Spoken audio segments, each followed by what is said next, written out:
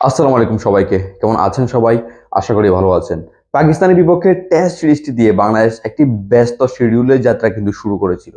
তখন থেকে এখনো পর্যন্ত যদি বলি বাংলাদেশ বনাম পাকিস্তান টেস্ট সিরিজ, বাংলাদেশ বনাম ভারত টেস্ট সিরিজ, বাংলাদেশ বনাম দক্ষিণ আফ্রিকা টেস্ট সিরিজ, মাঝখানে বাংলাদেশ আফগানিস্তানের বিপক্ষে ওয়ানডে সিরিজ এবং আবারও শুরু হতে যাচ্ছে বাংলাদেশ বনাম ওয়েস্ট ইন্ডিজ টেস্ট সিরিজ।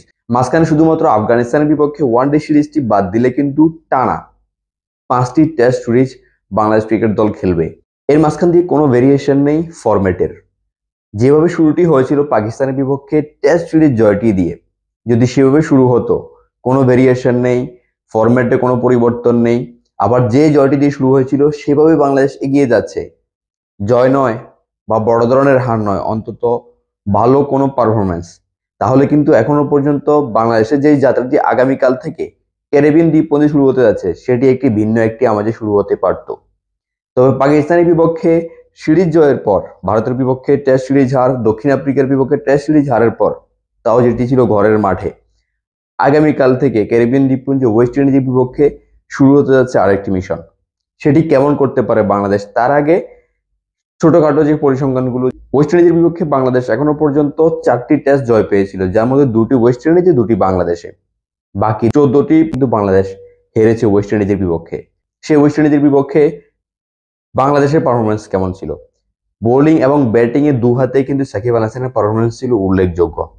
বাংলাদেশে হয় সর্বোচ্চ রান সংগ্রাহক তামিম ইকবাল খান হলেও দ্বিতীয় রান সংগ্রাহক সাকিব আল হাসান। বল হাতে সাকিব আল হাসানের রাজত্ব বাংলাদেশ বনাম ওয়েস্ট ইন্ডিজের যে পরিসংখ্যান সেখানে সবার উপরে।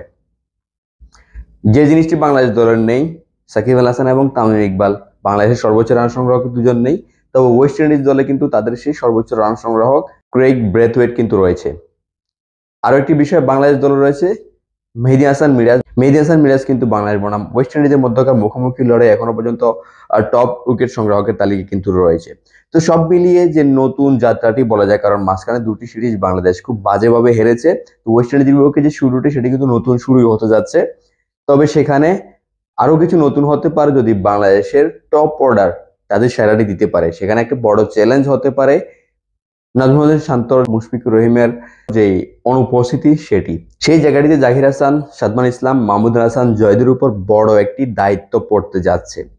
তবে সেখানে পেছন থেকে মুমিনুল হক, মেহেদী হাসান মিরাজ যে সাপোর্টটি সেটি বড় একটি কাজে দিবে যদি তারা শুরুটা ভালো করতে পারে সেখান থেকে।